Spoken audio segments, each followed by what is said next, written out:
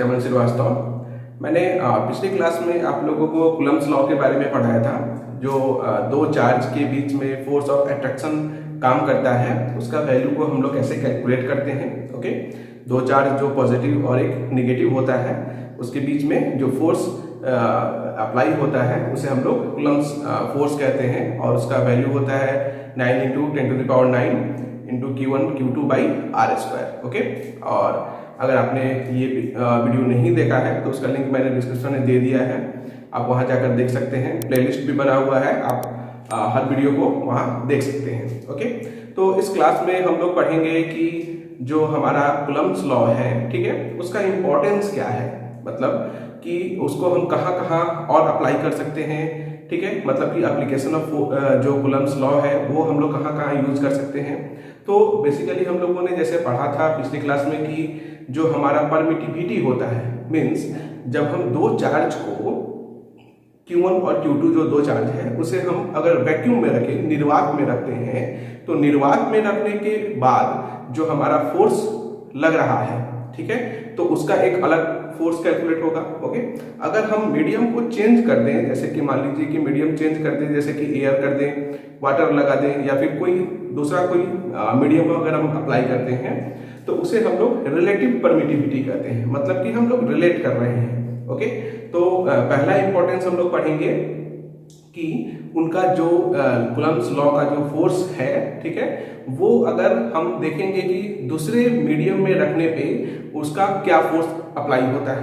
Okay, जैसा कि मैंने पिछली बार भी बताया था, सेकंड हम एप्लीकेशन की बात करें तो जैसा मैंने हम लोगों को पता है कि जो फोर्स हमारा होता है, ओके, वो जो कूलम्ब्स है वो काफी बिग, मतलब बहुत बड़ा यूनिट होता है, जैसा कि मैंने आप लोगों को बताया था, जिसे हम लोग माइक्रो कूलम्ब या फिर नैनो कूलम्ब से यूज करते हैं इसी कारण से। ठीक है, तो सेकंड एप्लीकेशन में हम लोग वो देखेंगे। उसके बाद फिर हम लोग देखेंगे कि जो इलेक्ट्रोस्टैटिक फोर्स है, ओके, और वो फिर ग्रेविटेशनल फोर्स है, इन दोनों का रेशियो हम देखेंगे कि हाँ इलेक्ट्रोस्टैटिक फोर्स कितना ज्यादा टाइम्स, कितना ज्यादा गुना ग्रेविटेशनल फोर्स से बड़ा होता है, जो काफी बड़ा फोर्स होता है। 10⁻39 उसका वैल्यू आता है, मतलब कि 10⁻39 टाइम्स वो बड़ा होता है ग्रेविटेशन फोर्स से। उसको भी हम लोग कैलकुलेट करके देखेंगे।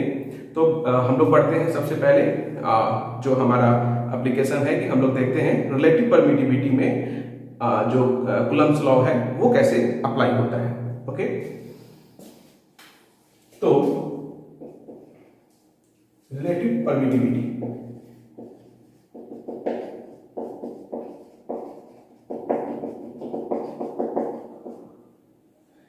हम लोग रिलेटिव परमिटिविटी को ER से डिनोट करते हैं। ओके, और ये हमारा इक्वल होता है ε/ε0 के। ओके, मीन्स अगर हम एप्सिलॉन अगर रखें तो ये किसी न किसी मीडियम का एप्सिलॉन होगा। ओके, तो वो εr × ε0 के बराबर होता है। ओके, जब हम इस वैल्यू को पुट करेंगे, जैसे कि हम लोग जानते हैं, हम लोग पिछले क्लास में हम लोगों ने पढ़ा भी था कूलम्ब्स लॉ को। ठीक है, तो कूलम्ब्स लॉ हमारा क्या कहता है, force is directly proportional to Q1 Q2/r², जिसको हम लोगों ने कैलकुलेट किया था, तो आया था हमारा 1/4πε0, okay, and Q1 Q2/r²। Okay, तो अगर हम यहाँ पे 4πε0 की जगह पे हम क्या रखेंगे, अब हम मीडियम चेंज कर रहे हैं। ओके, तो हम मीडियम चेंज कर रहे हैं, तो इसकी जगह पे हम क्या पुट करेंगे, इस चीज को।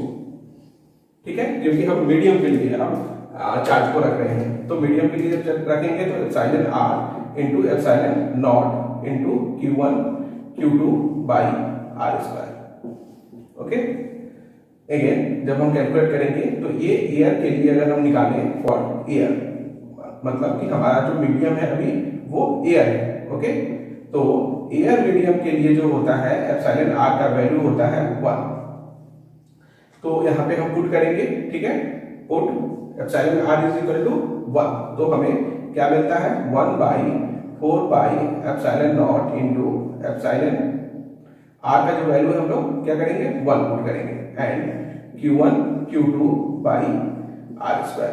ओके, अब इसका वैल्यू हम लोग को पता है already, 9 into 10⁻9 into Q1 Q2 by R square. Okay, तो ये हमारा फोर्स निकल के आ जाता है। मतलब कि जब हम मीडियम चेंज कर रहे हैं, अब हम कहाँ रख रहे हैं चार्ज को, एयर में, तब एयर में रखेंगे तो ये हमारा फोर्स निकल के आ जाता है। ओके, जब हम इसे अगर मान लीजिए कि वेक्टर फॉर्म में अगर लिखना चाहें तो कैसे लिखेंगे वेक्टर फॉर्म में, तो वेक्टर फॉर्म में सिंपल हम लोग इसको क्या करेंगे, 9 into 10⁻9 Q1 Q2 by R square into R cap. यहाँ पे हमारा आर कैप क्या है, आर कैप जो है हमारा वो बताता है एक यूनिट वेक्टर है, ठीक है, जो कि डायरेक्शन में यूज हो रहा है। ओके, हम लोगों ने जो वेक्टर चैप्टर पढ़ा था उसमें बताया भी था मैंने कि यूनिट वेक्टर क्या होता है। ओके, अगर आप ये चीज नहीं समझ पा रहे हैं तो वो मेरा वेक्टर का आप वीडियो देख सकते हैं, वहां पे मैंने इसे अच्छे से समझाया है।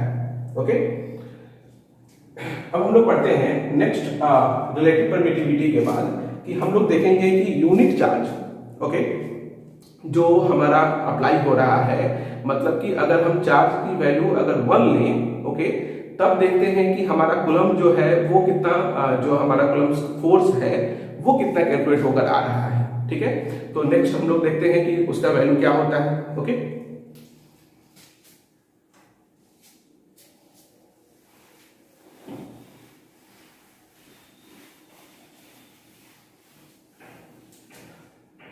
तो यूनिट चार्ज के लिए हम लोग अब देखते हैं क्या होता है। यूनिट चार्ज के लिए हम क्या करेंगे कि जो हमारा वैल्यू है फोर्स का, F इजिकल टू हम लोग जैसा कि जान रहे हैं क्या होता है 1 बाई, या फिर उसका वैल्यू हम लोग पुट करें 9 into 10 to the power 9 into Q1 Q2 by R square.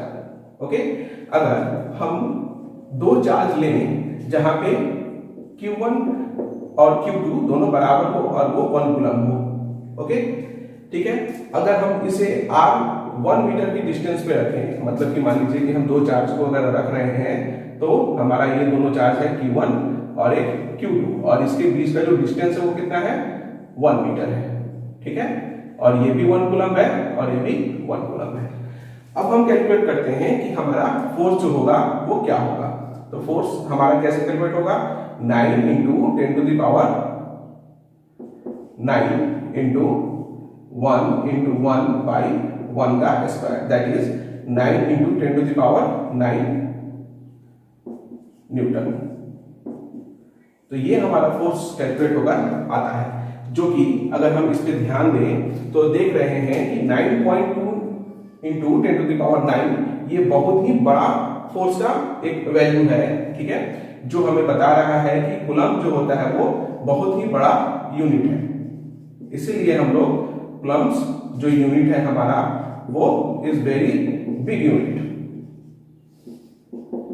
तो ये हम लोग अक्सर यूज करते हैं, इसीलिए जो कूलम्स का है, ठीक है, हम लोग कूलम ना लिखकर क्या लिखते हैं 1 कूलम ना लिखेंगे, जनरली यूज नहीं होता है। ये हमारा 1 माइक्रो कूलम यूज होगा, ओके, या फिर 1 नैनो कूलम यूज होगा। ठीक है, हम लोग जनरली इसको यूज नहीं करते हैं, इसको यूज ज्यादा करते हैं।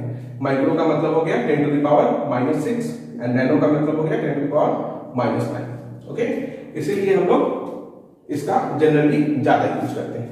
ओके, अब हम लोग बढ़ते हैं थर्ड एप्लीकेशन की तरफ। अगर हम लोग कहें कि जैसा कि हमने अभी बताया कि अगर हम कहें कि इलेक्ट्रोस्टैटिक फोर्स को हम कंपेयर करें ग्रेविटेशनल फोर्स के साथ, ओके, अब इस बात पे ध्यान देना होगा कि अगर हम इलेक्ट्रोस्टैटिक फोर्स तो हम समझ रहे हैं कि दो एटम के बीच में जो इलेक्ट्रॉन हमारा, सॉरी एटम के बीच कह रहे हैं, हमारा इलेक्ट्रॉन का जो दो इलेक्ट्रॉन के बीच में जो फोर्स कैलकुलेट हो रहा है वो इलेक्ट्रोस्टैटिक फोर्स है। ओके, तो इलेक्ट्रोस्टैटिक फोर्स जो है हमने कैलकुलेट तो कर लिया कि हम दो इलेक्ट्रॉन के बीच में अगर लगाते हैं तब क्या होगा, ठीक है, तब हमारा फोर्स क्या होगा। उसके बाद हमारा जो ग्रेविटेशनल फोर्स है, अब ये ग्रेविटेशनल फोर्स क्या होता है, सिंपल यही चीज होता है जैसे कि आपने लोअर क्लास में पढ़ा भी होगा न्यूटन्स लॉ में। ओके, जो फोर्स जो चैप्टर है, ठीक है, उसमें हम लोगों ने पढ़ा होगा कि F is equal to G, capital G into M1 M2 by R square, जिसमें G का वैल्यू होता है जो हमारे दो मास के बीच में फोर्स अप्लाई होता है, ओके, जो कि बहुत छोटा फोर्स होता है जिसे हम लोग फील नहीं कर पाते हैं। जब ये हमारा मास है ये बहुत बड़ा हो तब हम लोग इसको कंपेयर कर सकते हैं या फिर फील कर सकते हैं। जैसे मान लीजिए कि अर्थ और मून के बीच क्या ग्रेविटेशनल फोर्स लग रहा है, तो ये अर्थ का मास बहुत ज़्यादा है, मून का भी मास बहुत ज़्यादा है, तब हम इस फोर्स को कैलकुलेट कर सकते हैं। तो इसे हम लोग ग्रेविटेशनल फोर्स बोलते हैं, ठीक है। अर्थ और सन के बीच में भी यही फोर्स लगता है, हमारे और आपके बीच में भी ग्रेविटेशनल फोर्स लग रहा है, लेकिन हम दोनों का मास बहुत कम है, जिस कारण से हम लोग इस जो फोर्स है उसको हम फील नहीं कर पाते हैं, ओके। इसके लिए मास का बड़ा होना बहुत जरूरी है। तो सोचिए कि इलेक्ट्रॉन का मास जो होता है वो तो हम लोगों से बहुत ज्यादा कम होगा, तो ये जो ग्रेविटेशनल फोर्स होगा दो इलेक्ट्रॉन के बीच का, या फिर हम कहें प्रोटॉन और इलेक्ट्रॉन के बीच का, ठीक है, ये काफी कम होगा। लेकिन कितना कम होगा इसे हम कैलकुलेट करेंगे, ओके।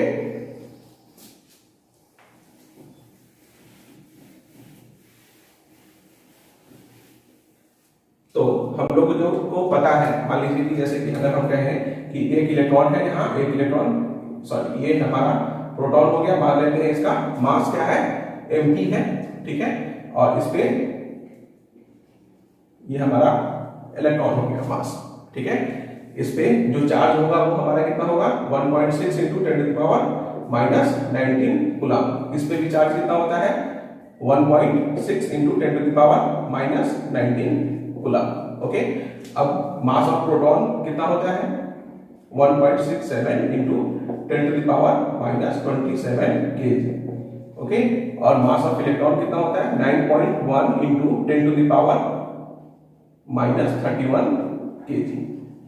अब ये जो दो हमारा इलेक्ट्रॉन है और एक प्रोटॉन है, ओके, अब इसके बीच में हमारा क्या फोर्स लगेगा, ओके। अगर हम इनके डिस्टेंस को मान लेते हैं, यहां से यहां तक का जो डिस्टेंस है वो है r,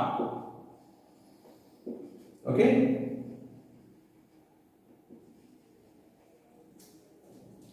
अब हम यहां पे देखते हैं कि जो हमारा कूलम्ब्स फोर्स है वो कैसे कैलकुलेट होगा, ओके। तो हम लोग जान रहे हैं, हम जो फोर्स निकालेंगे वो Fe दे देते हैं नाम उसका, ठीक है। तो Fe इज इक्वल टू क्या होगा, 9 into 10⁹ into Q1 Q2, okay. मतलब कि दो इलेक्ट्रॉन का जो हमारा चार्ज होगा तो हम यहाँ पे चार्ज यूज करेंगे, ओके। ये हमारा हो गया Q1, ये हो गया Q2, ठीक है, ये हो गया M1 और ये हो गया M2।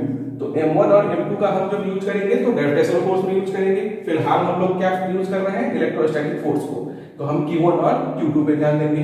तो हमारा हो जाएगा 1.6 इंटू 10⁻⁻19 का होल स्क्वायर, क्योंकि दोनों वैल्यू सेम है, okay, divided by r square. तो r का वैल्यू हमारा 1 है, तो r इज इक्वल टू हम लोग क्या ले लेंगे, 1, ठीक है। या फिर हम कुछ भी इसको यूज कर सकते हैं। जब हम रेशियो निकालेंगे तो दोनों कैंसिल आउट हो जाएगा, ओके। अगेन हम लोग अब कैलकुलेट करने जा रहे हैं ग्रेविटेशनल फोर्स। तो ग्रेविटेशनल फोर्स जो होगा हमारा वो क्या कहलाता है, ग्रेविटेशनल फोर्स के बारे में हम थोड़ा ब्रीफली आप लोगों को बता दें। ये हमारा क्या था, इलेक्ट्रोस्टैटिक फोर्स, जो उसको हम लोग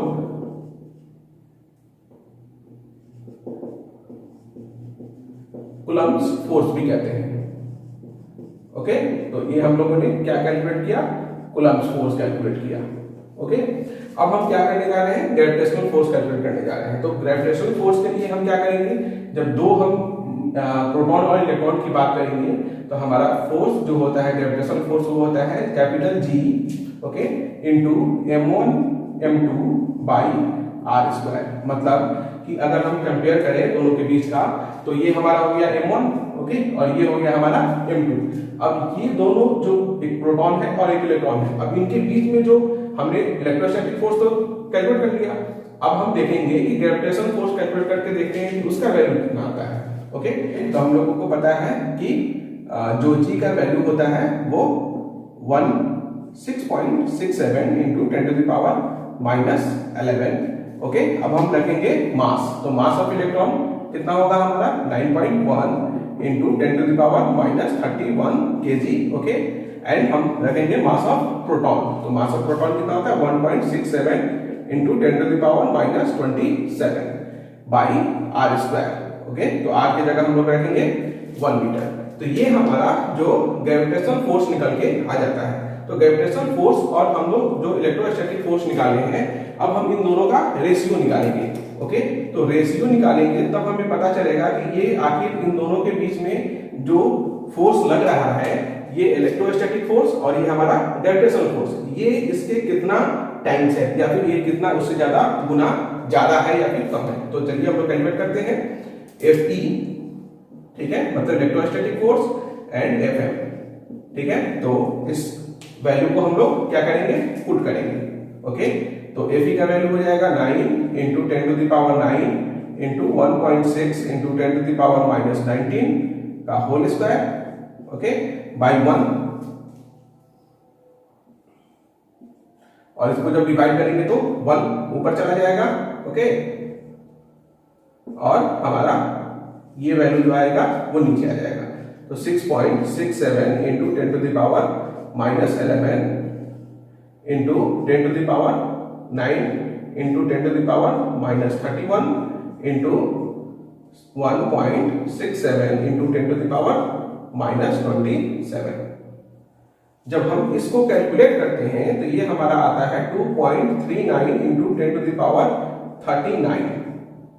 ओके, मतलब जो हमारा इलेक्ट्रोस्टैटिक फोर्स है और हमारा जो ग्रेविटेशनल फोर्स है, इन दोनों के बीच का जो रेशियो है वो कितना निकल के आता है, 2.39 इंटू 10 टू द पावर -39, जो कि बहुत ही बड़ा क्वांटिटी है।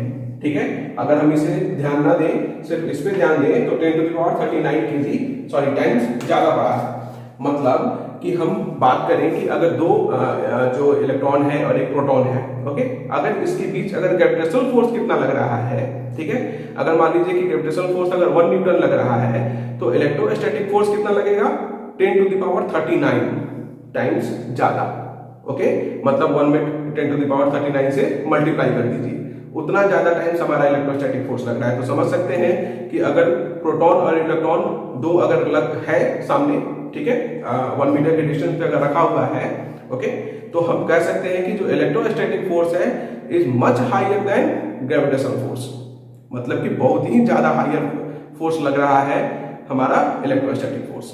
ओके, तो हम लोग अब नेक्स्ट क्लास में इसका वेक्टर फॉर्म पढ़ेंगे, ठीक है, और कुछ इस पे न्यूमेरिकल्स को बनाएंगे। ओके, तो आज के लिए इतना ही। Thank you.